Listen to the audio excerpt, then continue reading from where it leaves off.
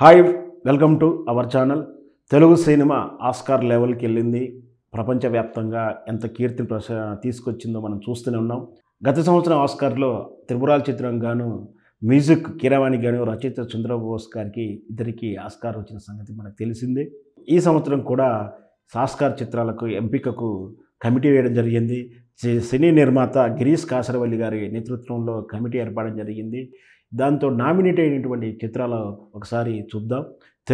తెలుగు కేటగిరీలో కేవలం దసరా చిత్రానికి నామినేట్ అయినట్టుగా తెలుస్తుంది.